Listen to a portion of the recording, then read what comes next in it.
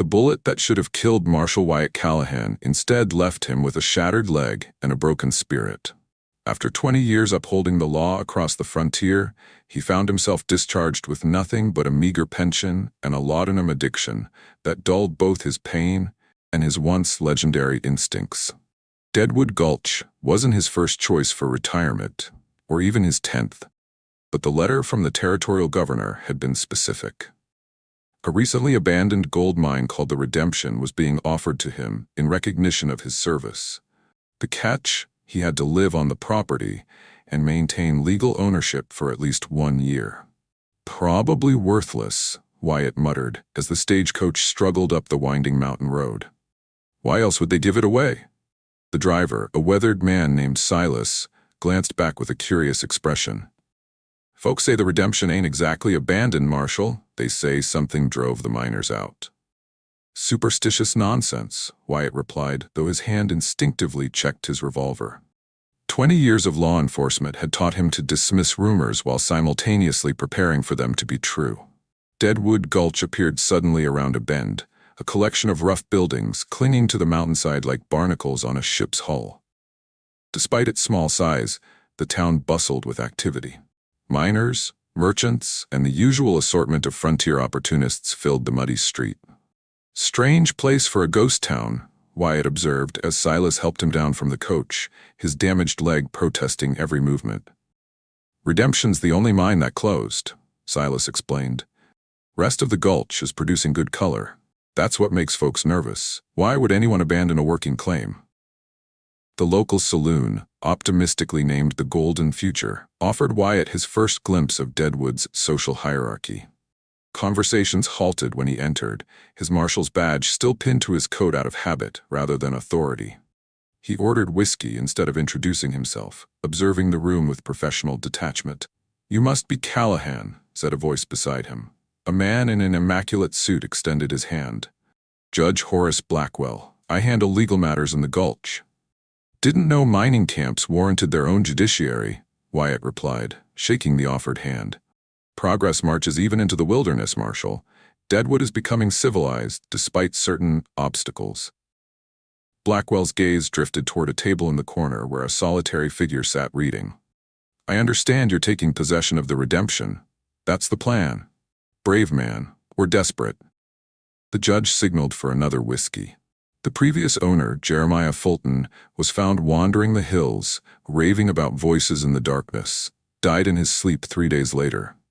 "People die in mining camps every day," Wyatt said dismissively. "Not like this, not with their eyes wide open and their faces frozen in terror." Blackwell leaned closer. "I'd be willing to take the property off your hands, save you the trouble of settling in. $500 cash." For a worthless, haunted mine, the offer was suspiciously generous. "I'll consider it after I've seen the place." Blackwell's smile tightened. "Of course, just remember my offer."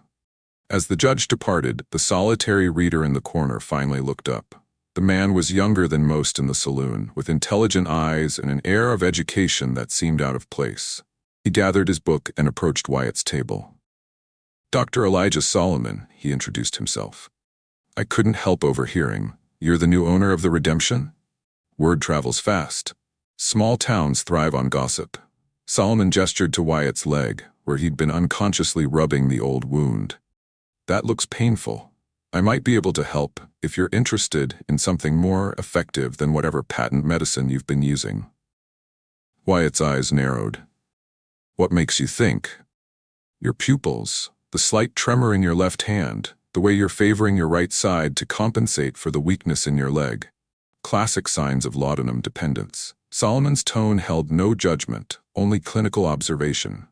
"I've been researching alternative treatments, less addictive, more effective for chronic pain. I'm managing fine." "Of course, but should you change your mind, I've taken up residence in the old assayer's office, first building past the church." Solomon hesitated, then added, "I should mention, I was the physician who attended Hannah Fulton before he died. If you're going to the Redemption, perhaps we could help each other." "How's that?" "I need access to the mine for my research. You need someone who knows what happened to the previous owner. Seems like a fair exchange." Before Wyatt could respond, a commotion erupted at the bar. A miner, filthy and wild-eyed, was shouting about shadows that moved against the lantern light and whispers in a language no man should hear. "Another one," Solomon murmured, "third this month." The local sheriff, a young man barely old enough to grow the mustache he was attempting, tried to calm the miner without success. When the man began swinging his fists, Wyatt's instincts took over. Despite his bad leg, he moved with practiced efficiency, subduing the miner with minimal force. "Still got the touch, Marshal," Solomon observed as Wyatt returned to their table, "though your leg nearly gave out twice during that altercation." "Your point?" "My point is that we both want answers from the redemption. You need mobility. I need access. Perhaps we can help each other after all." The redemption mine perched on the mountainside above Deadwood Gulch like a wound in the earth. The main shaft entrance was secured with heavy timber doors, though one hung partially open, swaying slightly in the mountain breeze. Nearby stood a substantial cabin and several outbuildings, all in good repair despite their alleged abandonment. "Nicer than I expected," Wyatt admitted as he dismounted carefully, his leg throbbing from the ride. Solomon, who had insisted on accompanying him, surveyed the property with clinical interest. Fulton invested heavily before, whatever happened. The assay reports showed exceptional gold content, far richer than other claims in the area. Inside, the cabin was surprisingly well appointed. A large stone fireplace dominated one wall. Bookshelves lined another, filled with volumes on geology, mining, and, curiously, ancient languages and folklore. A desk in the corner held stacks of papers and journals. "Fulton was educated," Solomon explained, examining the books. "Yale, I believe. Came west for adventure rather than necessity." Wyatt was more interested in the papers on the desk. Mining reports, equipment inventories, and personal correspondence painted a picture of a methodical, rational man, until the final entries. The handwriting deteriorated from precise script to frantic scrawls. The shadows move independently of light. The whispers grow louder. Something watches from the darkness, not animal, not human, ancient, waiting. The last entry, barely legible. "God help me, I've opened a door that was meant to stay closed." Not exactly reassuring, Wyatt muttered. "Fulton was suffering from hallucinations when I treated him," Solomon said. "High fever, extreme agitation. I attributed it to mining-related illness, toxic gas exposure perhaps. But you don't believe that anymore." Solomon hesitated. "I've treated miners for 20 years. I've seen black lung, mercury poisoning, cave-in trauma. This was different." Before Wyatt could press further, a knock at the door interrupted them. A young woman stood on the porch, her simple dress and practical demeanor suggesting a life of frontier hardship. "Hannah Fulton," she introduced herself. "Jeremiah was my uncle. I've been caring for the property since his death." "The governor didn't mention any niece," Wyatt said, immediately suspicious. "The governor likely doesn't know I exist," she replied evenly. "Women aren't considered relevant in matters of property, Marshal Callahan, but I've kept the place from being vandalized while the ownership was in dispute." "And now?" Solomon asked. "Now I'll gather my things and return to town unless the marshal has need of a housekeeper who knows the property." Wyatt studied her carefully. His instincts, dulled by pain and laudanum but still functional, detected no obvious deception. "You're welcome to stay until I'm settled. I'd appreciate knowing more about your uncle's operation here." Hannah's relief was visible. "Thank you. I have nowhere else to go and the boarding house in town is—" She trailed off. "Not suitable for a woman alone," Solomon finished. "Wise decision, Marshal." As Hannah prepared a meal from the cabin's well-stocked pantry, Wyatt and Solomon continued exploring the property. The outbuildings contained mining equipment, all meticulously maintained. A small laboratory held geological samples and testing equipment. "Your uncle was thorough," Wyatt observed when Hannah joined them. "Uncle Jeremiah approached mining scientifically," she explained. "He believed the redemption contained a motherlode unlike anything in the territory. He was close to proving it when—" Her voice faltered. "When he started hearing voices?" Solomon prompted gently. Hannah's expression hardened. "Dr. Solomon, I know what people in town say, that he went mad, but my uncle was the sanest man I've ever known. If he claimed to hear something in that mine, then something was there." "What do you think it was?" Wyatt asked. "I don't know. But the local Indians, the ones who haven't been driven off yet, they won't come near this mountain. They call it the place of sleeping shadows. Say it was sealed by their ancestors for a reason. That night, after Hannah had retired to her small room off the kitchen, Wyatt sat by the fire reviewing Fulton's journals while Solomon examined the medical supplies in the laboratory. "Your leg is worse tonight," Solomon observed, returning with a small vial. "This should help without the side effects of laudanum." Wyatt hesitated, then accepted the tincture. "What is it?" "A compound of my own design. Willow bark, certain fungi with pain-relieving properties, and a few other elements. I've had success with it among the miners." The relief was gradual but significant, a dulling of pain without the mental fog of laudanum. As his discomfort eased, Wyatt found himself more alert, more aware of his surroundings, including the fact that, despite the mountain's reputation for silence, something was making noise in the mine. "You hear that?" he asked Solomon. The doctor nodded, his expression troubled. Like stone grinding against stone, too rhythmic to be natural settling. They stepped outside, the cool night air carrying the sound more clearly, a steady scraping from behind the partially open mine entrance. Wyatt drew his revolver, while Solomon lifted a lantern. "This is probably unwise," the doctor noted. "Probably," Wyatt agreed, already moving toward the mine. The entrance tunnel was well constructed, with solid timber supports and a level floor.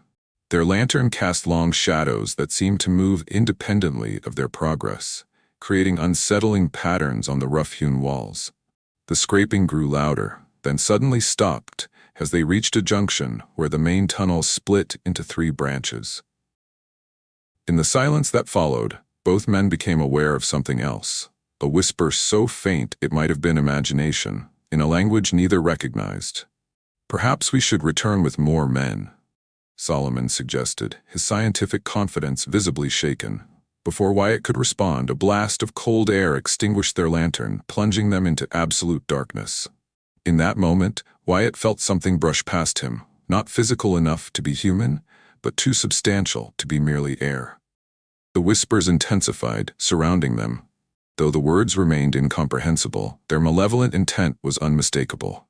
"Back, now," Wyatt ordered, grabbing Solomon's arm and retreating by memory and instinct. They emerged into moonlight, both breathing heavily. Hannah stood on the cabin porch, watching them with knowing eyes. "You heard them," she said simply, "the voices that took my uncle." Over breakfast the next morning, Hannah revealed what she knew. Jeremiah had discovered an unusual geological formation deep in the mine, a chamber with walls that contained not just gold, but strange symbols carved into the living rock.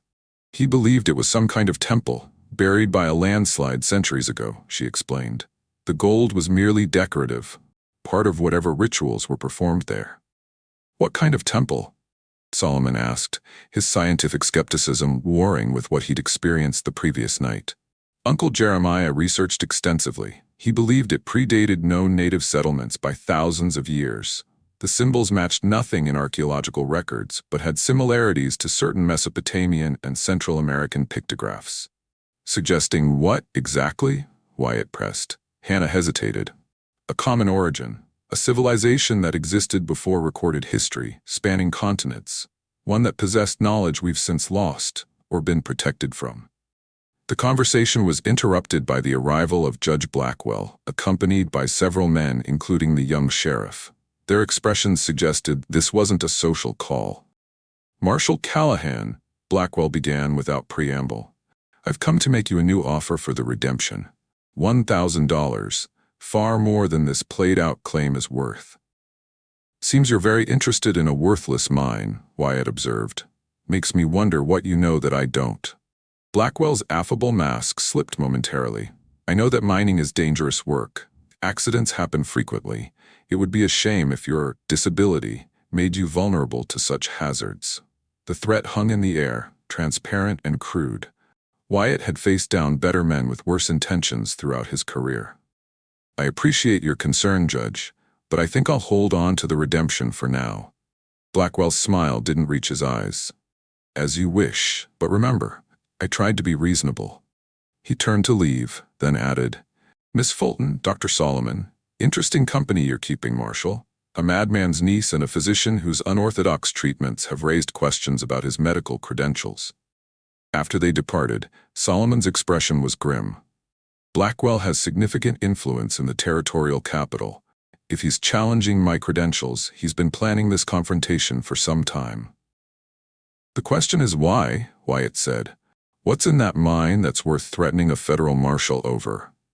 Whatever my uncle found, Hannah suggested. The temple chamber. He was documenting everything before he changed. Wyatt made his decision. Then we find it first. Solomon, your medical skills may be questionable, but that concoction for my leg works. I need more if we're going into that mine. You believe us now? Hannah asked. About the voices? I believe something's in there. Whether it's ancient evil or Judge Blackwell's men trying to scare us off, doesn't matter. Either way, I aim to find out. They spent the day preparing. Solomon mixed more of his pain remedy and gathered medical supplies. Hannah located her uncle's most recent maps of the mine workings. Wyatt cleaned his revolver and the Winchester rifle he'd found in Fulton's gun cabinet. As dusk approached, they entered the mine together. This time, they brought multiple lanterns, extra oil, and enough supplies to last several hours underground. Wyatt led, his lawman's instincts alert despite the unfamiliar terrain.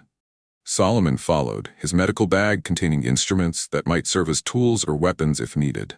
Hannah brought up the rear, her uncle's journals and maps in hand. The main shaft descended gradually, following a vein of gold-bearing quartz. Side tunnels branched occasionally, some natural, others man-made. They passed abandoned equipment, picks, shovels, ore carts, all suggesting the miners had left in haste. According to Uncle's notes, the temple chamber is beyond the third junction, down the eastern passage, Hannah said, consulting the map by lantern light. The whispers began as they passed the second junction, faint at first, then growing in intensity. The air temperature dropped noticeably. Their lanterns dimmed despite fresh oil, the flames shrinking as if starved for oxygen. We're being watched, Solomon murmured, his scientific detachment crumbling in the face of the inexplicable. Wyatt felt it too, a presence that seemed to occupy the darkness between their lantern lights. His years as a marshal had taught him to sense hidden observers, but this was different, less human, more ancient. The third junction opened into a small natural cavern where the miners had established a rest area. A table, several chairs, and abandoned coffee cups suggested this was where they took their breaks before continuing deeper. Beyond, 3 tunnels offered different paths. East Tunnel, Hannah reminded them, pointing to the rightmost passage. As they approached it, the whispers intensified, becoming almost comprehensible. Almost, but not quite, as if the language was too old for modern minds to grasp. The shadows cast by their lanterns moved contrary to physical laws, stretching and contracting, independently of their light sources. The eastern tunnel narrowed as they progressed, the rough walls giving way to smoother surfaces that showed signs of deliberate carving. Symbols appeared, spiraling patterns, angular glyphs, and representations of beings that seemed neither human nor animal. These matched the descriptions in Uncle's journal, Hannah confirmed, her voice hushed with awe and fear. The tunnel ended abruptly at a massive stone door, its surface covered entirely with intricate carvings. At its center, a circular depression suggested some kind of key or mechanism was required to open it. Fulton's last entry mentioned opening a door, Solomon recalled. This must be it. Wyatt examined the depression carefully. Something fits here, something round. Hannah reached into her pocket and withdrew a gold medallion on a chain. Uncle always wore this. It was still around his neck when he died. The medallion fit perfectly into the depression. When Hannah turned it clockwise, ancient mechanisms groaned to life. The stone door began to slide sideways, revealing the chamber beyond. What they saw defied easy description. The chamber was vast, far larger than should have been possible given the mountain's geography. Columns carved from the living rock supported a ceiling lost in darkness above. The walls gleamed with veins of gold so pure they seemed to glow with internal light. But it was the center of the chamber that commanded attention. A raised dais held what appeared to be an altar of black stone. Upon it rested a crystalline object about the size of a man's head, multifaceted, translucent, and pulsing with an inner light that shifted between colors no human language had names for. "The heart of the mountain," Hannah whispered. "Uncle described it, but I thought he was delirious." As they approached the dais, the whispers converged into a single voice, still incomprehensible, but now clearly emanating from the crystal itself. The shadows around them coalesced, forming shapes that suggested human figures while remaining fundamentally inhuman. "We should leave," Solomon urged, his scientific mind unable to process what his senses reported. "Whatever this is, it's beyond our understanding." Before they could retreat, movement at the chamber entrance caught their attention. Judge Blackwell stood there, flanked by armed men. His expression combined triumph and fear in equal measure. "Magnificent, isn't it?" he said, stepping into the chamber. "Fulton was right all along, a power source that predates humanity itself." "You knew about this," Wyatt accused. "Fulton confided in me before his mind broke, showed me his research." Blackwell approached the crystal cautiously. "Do you understand what this means? Unlimited energy, influence over matter itself. The nations of the world would pay fortunes for such power." "It drove my uncle mad," Hannah protested. "It's not meant for us to control." Blackwell laughed. "Your uncle was weak-minded. I am not." He reached for the crystal. The moment his fingers touched its surface, the chamber transformed. The whispers became a roar. The shadow figures solidified, their features becoming momentarily visible, ancient, alien, and terrifying in their otherness. Blackwell screamed as the crystal's light engulfed him. His men fled in panic. Wyatt grabbed Hannah and Solomon, pulling them toward the exit as the entire chamber began to shake. "It's collapsing," Solomon shouted over the cacophony of grinding stone and unearthly voices. They ran through tunnels that were already beginning to cave in, the mountain itself seeming to seal the ancient evil away once more. Behind them, Blackwell's screams faded, replaced by sounds no human throat could produce. They emerged into daylight just as the mine entrance collapsed completely, sending a cloud of dust billowing into the clear mountain air. For long moments, they simply stood there, processing what they had witnessed. "It's over," Hannah finally said. "The door is closed again." "But for how long?" Solomon wondered. "If it was sealed before and reopened in our lifetime, what's to prevent it happening again?" Wyatt looked at the sealed mine, then at the property that was now his responsibility.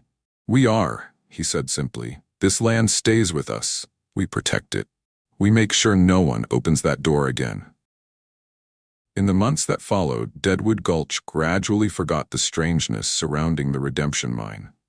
A cave-in that claimed Judge Blackwell's life was unfortunate but not unprecedented in mining country.